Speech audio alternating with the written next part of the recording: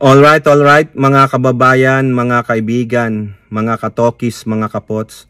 Kamusta po kayong lahat? And once again, welcome po dito sa ating mumunting channel, Simply Tokis Vlog. Pag-usapan po natin mga kababayan itong si Pangulong Marcos. Kung maalala nyo, meron po tayong isang vlog dyan na kung saan sinabi po ni Secretary of Finance Ralph Recto na the President is withholding. Wini-withheld niya po, hinahawakan niya, hindi niya nire-release o iniipit niya ang pera para po sa ilang mga proyekto di umano ng mga mambabatas o politiko. At ganun din po, may isa pong article din dito sa GMA News na kung saan galit po ang Pangulo at yung pong mga kontraktor na kumubra ng pera sa gobyerno pero walang naipakitang completed. Yung totoo po, yung physical completed flood control project, malamang po mabablacklist at haharap sa kaso. Kasi po nabisit ang Pangulo no? Kita nyo yon, sinabi sa report completed. Sino nag-approve ba niyan? Yung DPWH sa COA? COA nagre-review Hindi nyo man lang pinuntahan yung lugar kung totoong completed o hindi. Yung pala, wala, invisible. Naka-cloak of invincibility ni Harry Potter?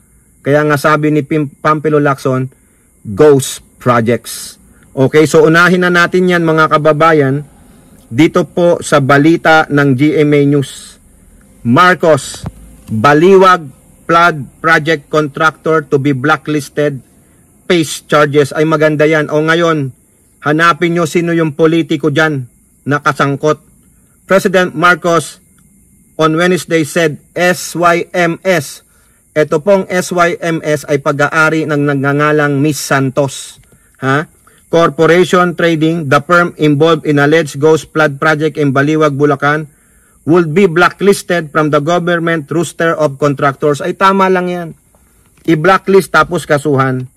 Sabi ng Pangulo, ang SYMS Construction Trading ay agad na iba-blacklist at haharap sa mga kaso sa ilalim ng Revised Penal Code at RA 3019. Hahanapin at sisiyatan natin pa natin iba pa nilang proyekto. Ay isama nyo na rin yung sa Diskaya. Tingnan natin. Marcos also assured that those involved in the alleged anomalous project in Barangay Piel in Baliwag, yun, galit na galit ang Pangulo. Kaya sabi niya, I am not disappointed. I am angry. Masakit yun. Kung ako yun, I am disappointed. I am flabbergasted with the audacity to say this is complete. And most of all, I am angry. Mananagot kayo. Kung pwede nga lang kayong bitayin na lang sa luneta, bibitayin ko kayo. Ganun dapat, Pangulo. Ako lang yun. In the alleged anomalous project in Baliwag, Barangay Piel in Baliwag, will be suspended and slapped with anti-graft. Ayan, anti-graft na po ang kaso at malversation of public funds charges. Naku, yari kayo. Ilang taong pagkabilanggo yan. Ang tanong, may bail ba ito? Dapat walang bail. Kasi malay nyo mga kababayan, mayayaman. Tatakas na naman yan. Kung saang pier sila tatakas, hahanap na naman ng sindikato na sila po ay babayaran nila at itatakas sila. Saan mahilig tumakas ang mga ito? Saan tumakas si Harry Roque? Saan tumakas si Alice Gu? Ayan. O pati yata si Tibis, Sabi pa ng Pangulo, hindi natin palalagpasin ito. Sususpindihin at kakasuhan ang lahat ng opisyal na nag-authorize. Yari. Yung pumirma dyan, yari. At nakipagsabwatan dito ng paglabag sa Anti-Graft at Corrupt Practices Act at malversation of public funds through falsification of public documents. Siyempre, pinirmahan nyo fraud po yun. Yung sinabi mong completed, fraud yan. Malaking kaso yan. Para kayong sinabi na ako ang presidente, yung pala hindi ikaw. Di fraud. Fraudster, scammer mga kababayan. Nakakahiya po. GMA News has requested comment from SYMS Construction Trading. Pero wala po. Wala na yan. Kahihiyang po yan Sabi pa ng Pangulo that Barangay Piel project was an example of falsification of documents because as per records, it was finished. However, when Marcos inspected it, he learned that it was not even completed. Kasi may nag-report. Kaya malaking tulong yung ginawa ng Pangulong website, sumbong mo sa pangulo.ph. Tama po yan. Kung sinasabing yung proyekto, this is where your tax are being spent. Flood control project worth 100 billion. Yung pala walang 100 billion, corruption yun. Isumbong ninyo. Tapos yung flood control palpak, yari. The president said he was very angry with flood control projects.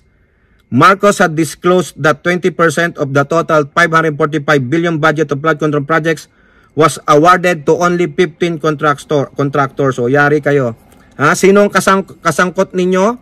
Dapat managot. Ayan po, Pangulo. Ako, sinabi ko sa previous LS ko, pag ito, walang napakulong dito, nakasangkot na mga politiko, wala. Short change nyo kami, We are hoping and praying na matigil na itong korupsyon ng mga politiko. Biruin nyo, mga politiko tumatawag di umano sa DPWH para alamin, paano na yung proyekto namin? Paano na yung sa amin? Bilis-bilisan mo naman. Diba? Kasi bakit? Yung iba po kasi naambunan ng donasyon ng ilang kontraktor. Kaya magbabayad utang. O di naman yung politiko, may kapamilya na kontraktor, gusto niya sa kanila ibigay. Para naman meron din siyang share. Diba? Kaya dapat DPWH, example na yan. Ano pang mga ahensya ang corrupt dyan?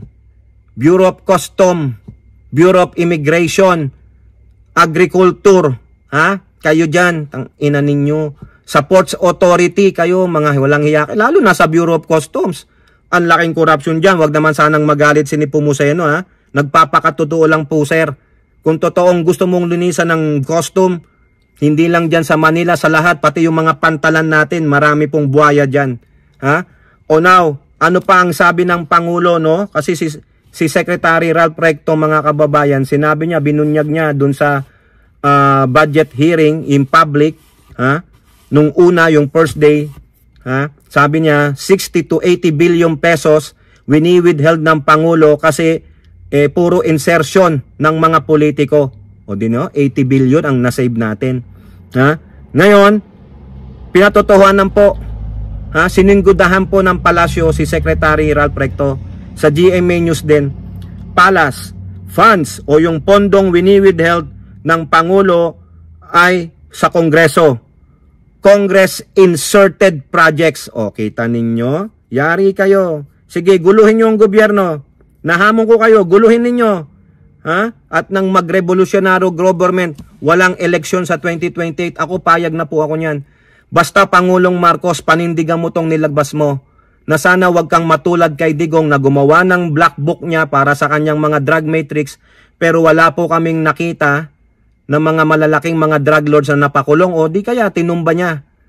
Binudo lang kami, pinaniwala kami na si ganito, mga drug lord. Ano nangyari kay Espinosa? Ngayon mayor na. Wala. Hindi nyo man lang napatunayan palang drug lords. Ano nangyari? Naging mayor pa. Di ba pangbubudol yan? Ngayon si Pangulo naglabas ng 15 contractors, naglagay ng website, isumbong sa Pangulo. Ngayon may nakita na ang Pangulo, right in his own eyes. He saw na wala, ghost talaga, pero kumubra ng 55 million. Sampulan mo na yan. Huwag nyo nang padaanin pa sa hearing yan. Kasuhan na kaagad yan. Saan nyo kakasuhan? Sa Ombudsman o Sandigang Bayan o sa korte na kaagad? O yung korte naman, huwag nyo nang patagalin. I-prioritize nyo na yan. Mas mahalaga po sa amin yan dahil bilyon po. Milyon, bilyon, trilyon ang ninakaw nila sa taong bayan na inutang ng gobyernong ito na ang magbabayad ng mga interest ay sa mga taxes, sa presyo ng bilihin. Pero itong mga magnanakaw na mga kontratista ng gobyerno, mga politiko na kasangkot nila, hayahay lang. Hindi pwede, Pangulo. Right now, kasuhan mo na, nakita mo na, may ebidensya na, may isang company na. Ano ang gagawin natin dyan? Bibigyan kita ng isang buwan. Ikaw na nagsabi niyan, SYMS. Wala talagang nakita. Anti-graft practices, malversation of funds, at falsification of documents. Sige. Pinakita mo na wala talaga. Nakita mo no, nasaan? Completed na. Anong gagawin natin? Tapos ng investigasyon. Nakita mo na, wala, picturean, evidence, pakita, ito, sabi mo tapos na, nakapirma kayo, ikaw nakapirma, oh, bakit yung nasabing tapos na? Huwag nyo sabihin gagawin pa lang, we said finish.